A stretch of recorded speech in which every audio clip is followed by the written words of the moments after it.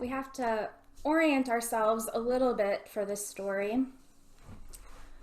In Luke's gospel, which if you've been here for the last couple of weeks, we have not been following along. We've been in Matthew and John. But in Luke's gospel, this story is the story that comes right after Jesus's, the disciples noting Jesus's disappearance from the tomb. So this is sort of the climax of the story. This is when it becomes known that Jesus is not dead anymore, but is alive. And Jesus appears to not really the main characters in the story, Cleopas and some other guy, on a road to a city that has been forgotten by time, Emmaus. Scholars don't really know where it was. It wasn't a prominent place. It was a dusty road. And the disciples, those disciples who, while not main characters in the story, had followed Jesus, they don't recognize him. And who can blame them? Who would be expecting him to be there? Maybe he looked different, or maybe, as I know happens to us sometimes, they were just so full of grief that they could not see Christ for who he was. And yet Jesus walks along with them. Still, they don't know him. He's teaching the scriptures. They are discussing all that they have endured, the pain, the sorrow, their dashed hopes, their disappointments. And still they don't recognize him. But I love this story because he goes home with them, and it is when he takes the bread and breaks it and gives it to them that they see. Their eyes are opened in that act. It echoes, of course, the act of communion, the Last Supper that Jesus gave to his disciples just a few days before this. And it echoes for us too that when we have communion, we remember Christ in the breaking of the bread.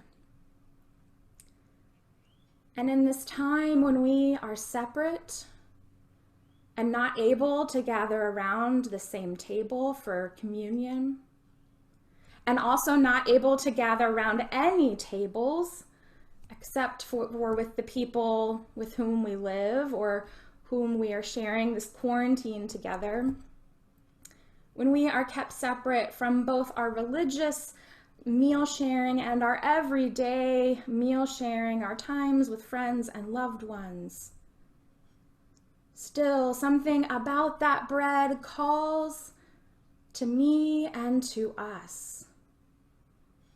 For with all that we don't have right now, all that we are missing, we still have bread. And by that I mean that we still have the common elements. Bread was a common element, and that is why bread and wine became the elements of communion. Bread comes from wheat, from the earth. It is a gift from God. And we have all of those gifts from God still around us. The earth calls out to us. What is the bread that is among us? What are the elements of earth and land, sky and sea that are present in these difficult moments? What are the people and the moments that are being broken and given to us, the small kindnesses that reveal Christ to us in this time? In this story, we remember that bread, that common elements, that small things from the earth reveal Christ to us. And we proclaim that Christ is still here, still made known to us. In flowers, in candles, in the water from the tap. Christ is here if we look long enough and hard enough. A couple weeks ago, I talked in one of my sermons about a book called The Overstory. If you haven't read it, I highly recommend it. And I think we have people who are here who've read it in book club, so I'm happy to be a library delivery service. If anyone wants to let me know, I'll bring some Lysol wipes and can deliver it. But it's a sweeping, epic novel about the world, the gift that it is, and about people dedicating themselves to caring for the earth. And one of the stories in that novel is about a family in Iowa on a farm. And the first one who came there from the East Coast brought with him a chestnut tree. The American chestnut is no more. It fell to blight. But this tree, planted in the middle of a field in Iowa, lasted for much longer than the other chestnuts. And something about that tree called to that man, and he began to take pictures of this tree every single day. And when he died, his son took over the task, and his son after him. And so 4 generations of the whole family documented the growth of this one tree. And when you look at it, when they looked at it every single day, you would not have noticed. But when they put that stack of pictures together and flipped through them, then with the advantage of the perspective of time, you could see the tree growing and reaching to the sky. There is more to see than we often see, and the world reveals to us that life continues and life finds a way. We in these days are facing all kinds of problems.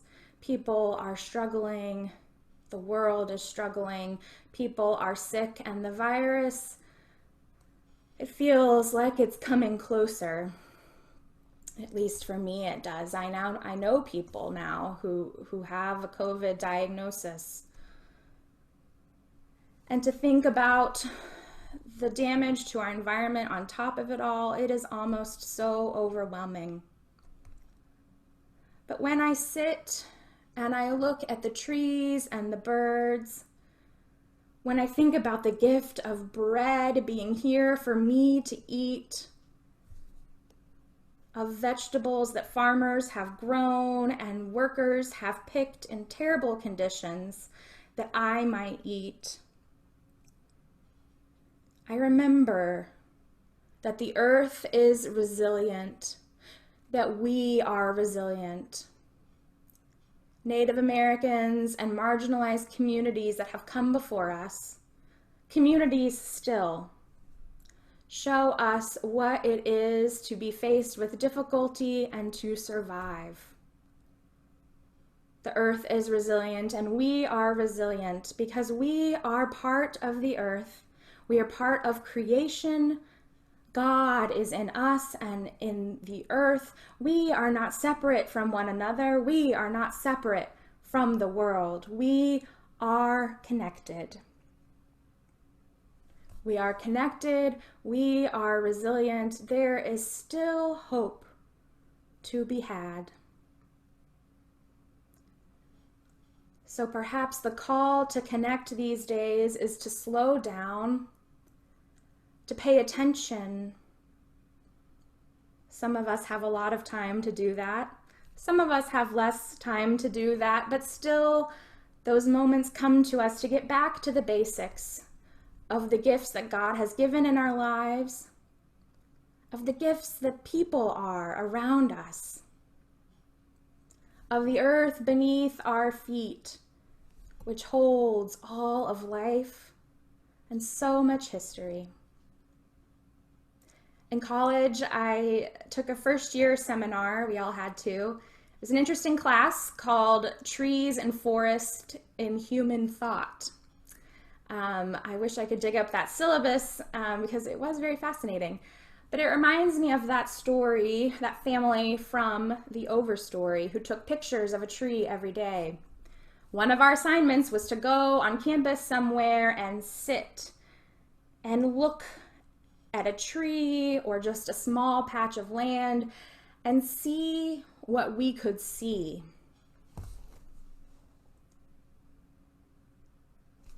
Our views are limited these days. But if we open our minds and our hearts, maybe we will find our hearts burning. For Christ is made known all around us in the earth, in the sky, in the creatures, in each other, in the community in which we find ourselves. It is small kindnesses, small, ordinary moments in which Christ shows up again and again. And we can share that with one another. We are not apart. We are not alone. Thanks be to God.